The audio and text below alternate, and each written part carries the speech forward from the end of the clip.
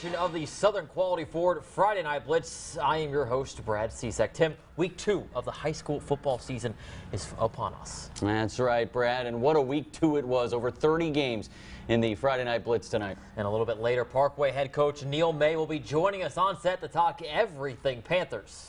But before we get there, let's start out at tonight's show on the road with one of the best 4A teams in the state. The Northwood Falcons looked impressive in week 1 on the road. Tonight at Richwood. Little backyard football here, Brad. DeQuarius Johnson takes the handoff, gets hit in the backfield, tries the lateral to Michael Sherman. He can't handle it. Tyler Loomis falls on it for the Falcons. 4th and 15 now on the ensuing possession.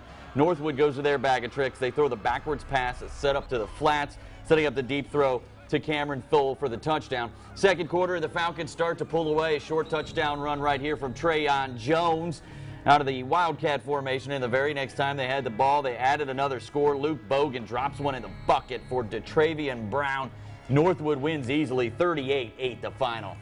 Airline Vikings, tough loss a week ago, trying to rebound against Bastrop. Second quarter, Vikings up by 7. Adrian Brooks getting a feed, takes it to the outside for a solid gain. Airline would later score on the drive. Bastrop, though, trying to respond, but Travion Wilkins saying, nah, not on this drive. Drops the quarterback for the sack. Then at the very end of the first half, Bastrop in the red zone. Quatarius Hawkins connecting with Christian Smith for the score with just 7 seconds to go in the half. That gets the Rams on the board.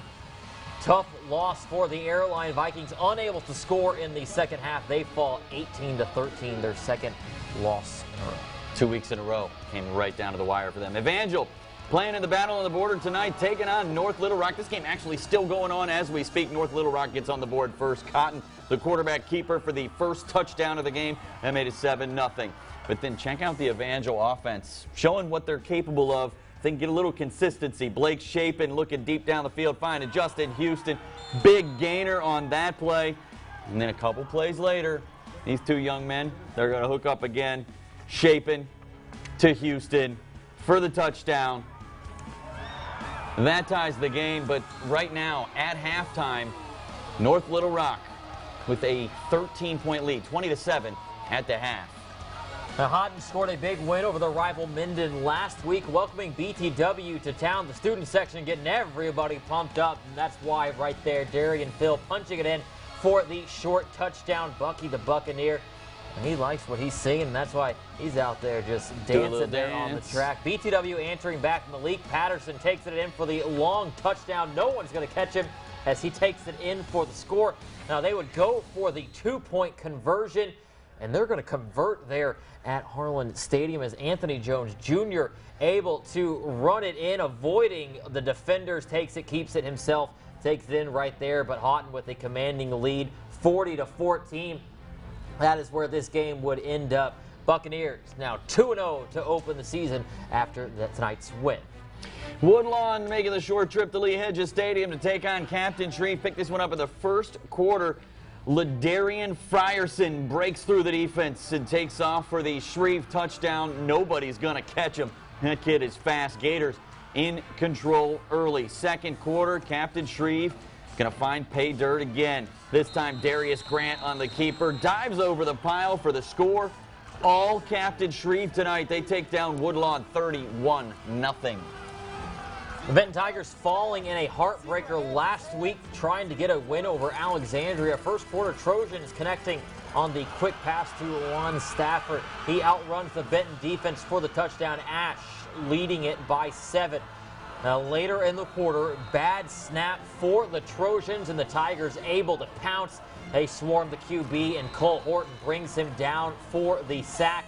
But still in the first quarter, Trojans going back to Stafford, this time on the ground.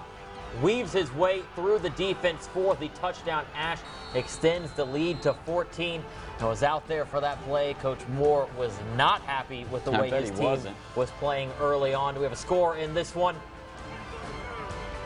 No score. We'll get you that score here in a few minutes. A little bit later. The North DeSoto Griffins playing their home opener, taking on North Webster. Picked this one up in the first near the goal line. Aubrey Scott, we're going to hear this kid's name a lot all season long, takes it into the end zone for the touchdown. That ties the game at 7. Later on, Griffins with the ball. Later on in the quarter, David Akins gets the handoff, but is stopped in the backfield by L.T. Grisby. And then the very next play, though, Jaden Procell, he's going to do a little play action here, and he's going to find Adkins deep for the touchdown. North DeSoto takes a 14-7 lead, and it was all Griffins from there. Brad, Griffins can fly tonight, 42-7. You got nothing. No, got Speechless. nothing for that. Manny looked every bit the part of a state contender in week 1 on the road at Marksville tonight. And Marksville's defense coming out swinging, long pass by Zaquarius Roan, but corner Trevante Antoine saying, not today, comes down with the impressive interception. Manny wouldn't let it get to the next drive. Roan this time again, and he hits senior Josh Carroll for an easy touchdown. Makes it 7-0. Manny jump ahead of the second quarter. Manny now up by 14. And why stop there? Handoff to Shamrion Wiseman. He finds a hole, and there is no one stopping him. Takes it all the way to the promised land. Coach liking that one. Stop him. Manny, another dominating win as they go over 40 for the second straight week. They take this one 49-0. The Manny Tigers are a very good football team this year. Easily one of the best in 2A through the first 2 weeks. Arkansas High and Texas High, one of the best rivalries in the Arklatex. That's right. The 104th meeting of the Border War taking place tonight at Tiger Stadium, and that's where we find Jory Perry. Jory?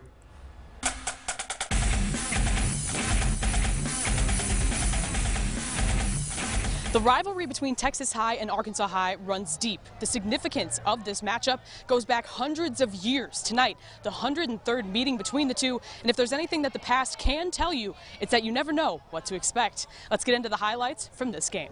Jerry Stanford and Barry Norton going head-to-head in the border war. Arkansas High led 16-13 at the half, but the second half had all the action, and it started right away. First snap, Colton Clack hitting his man Kobe Wester in the flat. He almost gets taken down, but manages to regain composure and then goes all the way to the house. Huge momentum swing for the Tigers.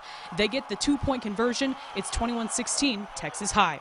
This game going back and forth, but a little bit later, Arkansas High answering yet again. The handoff to Cameron Collier, and he turns into the flash. Not a hand laid on him. He takes it all the way to the house. This game knotted up at 29 apiece. Fourth quarter, the Arkansas State commit Clack showing what he's made of. The QB keeper fighting his way into the end zone for the Tiger TD. That ends up being their last score of the night at Texas High. They win the border war in a 43-35 final. Let's hear from the team after the win. Start with their quarterback. I mean, he was a warrior all night long. He made plays all over the field.